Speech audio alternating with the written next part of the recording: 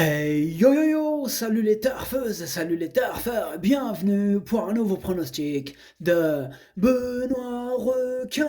Ok, place au pronostic du quintet du lundi 1er mai, direction Saint-Cloud pour le prix des Coteaux de la Seine. Plat, 1400 mètres, 16 partants, réunion 1, course 3, indice de confiance, 1 sur 5. Petit retour sur le quintet du samedi 29 avril, il y a eu du trouble fête à l'arrivée. Cette vidéo, je la tourne avant l'arrivée du quintet de ce dimanche, je reviendrai dessus demain. Ok, c'est parti, on commence sur pronostic et on commence avec le numéro 1, Cleaver Candy, et on écoute l'entraîneur Sacha Smerzek. Cleaver Candy était très bien. Ah ok, c'est écrit bizarrement, c'est écrit était très bien gagné. Mais il doit y avoir une faute de frappe. Bon, on va le mettre à notre sauce. A très bien gagné dans une listed à Cologne, je pense que c'est mieux. Montrant une fantastique accélération. Maintenant, avec sa pénalisation, nous allons voir ce qu'elle peut faire. Si le terrain n'est pas trop souple, nous sommes confiants pour une bonne performance. Eh bien, ce numéro 1, je l'ai retenu, mais plutôt en bout de combinaison. Ce numéro 1, Hachi.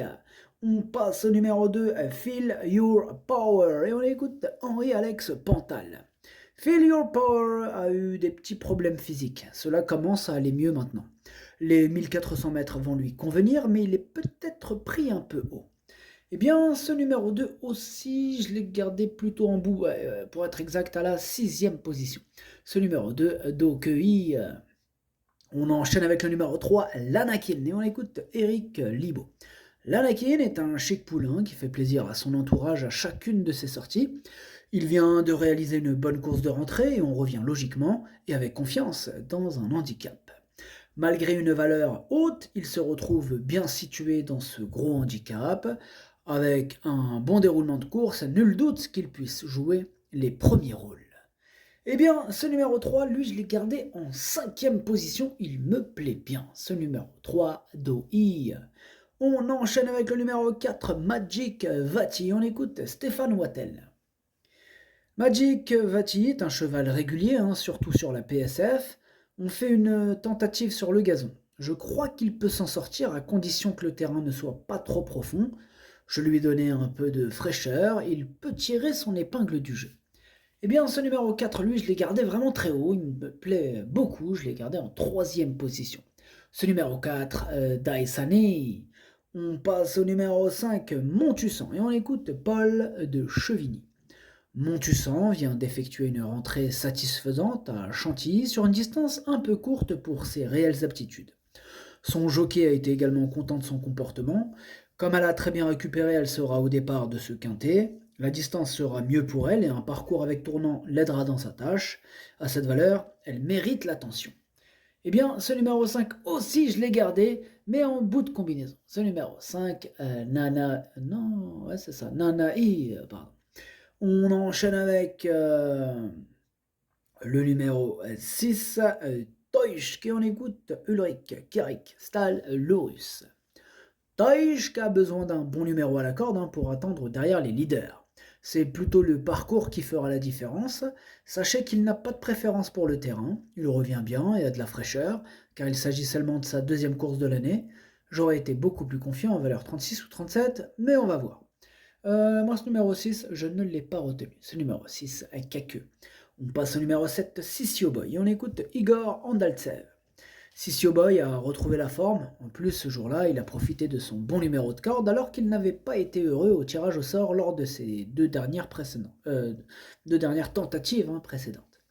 Il faut donc qu'il soit bien placé dans les stalles de départ pour ensuite occuper une bonne position. Si cela se passe bien, il a une chance. Bon, il a hérité de la stalle numéro 4, donc c'est un bon numéro, il va être content. Du coup, ce numéro 7, moi je l'ai gardé très haut en 2e position. Ce numéro 7, Watashi no Nibabe no Okiniri. On passe au numéro 8, Pedrito, et on écoute Henri-Alex Pantal. Pedrito est en bonne condition physique, sa dernière prestation est très bonne, ses 2 tentatives précédentes comportaient quelques excuses, il est resté bien et compétitif. Ce numéro 8, je l'ai gardé très haut, je l'ai mis en 4e position. Ce numéro 8, Yomi. On enchaîne avec le numéro 9, See You Boy. On écoute Alessandro Botti. See Boy reste sur une excellente performance à Longchamp, étant battu par King Gold, le récent gagnant du prix du Gros Caillou. Il est resté en très bonne forme et il retrouve un parcours sur lequel il s'est déjà illustré l'an passé avant de partir en Angleterre. À l'issue d'un parcours favorable, il devrait disputer l'arrivée. Eh bien, ce numéro 9, c'est tout simplement mon préféré et je l'ai installé en tête. Ce numéro 9, Okiniri. On passe au numéro 10, Zéro Stress, et on écoute Sacha Smerzek. Zéro Stress a très bien couru dans un groupe 3 à Düsseldorf. Peut-être que les 1600 mètres étaient un peu trop longs. La course n'était pas parfaite pour lui, mais il m'a bien plu. À son poids, il est intéressant. Eh bien, ce numéro 10, lui, je ne l'ai pas retenu, c'est un regret, c'est mon deuxième cheval de complément en cas de non partant. Attention, ce numéro 10, Idomenoko Kai. On enchaîne avec le numéro 11, White Platin, et on écoute Madame Corinne Baron-Barbe. White Platin s'est récemment imposé au Lion d'Angers dans une classe 3 après une rentrée à Saint-Cloud, où il avait besoin d'une reprise de contact avec la compétition. Cette victoire lui a fait du bien au moral, le parcours va lui convenir et il s'adapte à tous les terrains. Il n'a pas de marge au poids et il faudra compter sur un bon déroulement de course. Il est capable de tout. Eh bien, moi, ce numéro 11, je ne l'ai pas retenu. Ce numéro 11 est caqueux.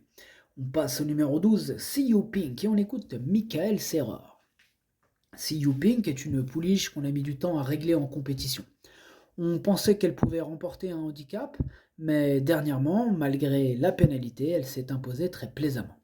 Ici, on monte logiquement de catégorie, il faut tenter sur sa lancée. Toujours au mieux actuellement, j'espère la voir bien se défendre tout en tenant compte de l'opposition du jour. Eh bien, ce numéro 12, je ne l'ai pas retenu, mais celui, mon gros regret, c'est mon cheval de complément en cas de non partant. Attention possible, le cassage en vue. Ce numéro 12, Kokai. On enchaîne avec le numéro 13, Cool First, et on écoute Mademoiselle Carla Walloran. Cool First a été desservi par son numéro de corde en dehors en dernier lieu à Paris-Longchamp, ce qui a considérablement compliqué sa tâche.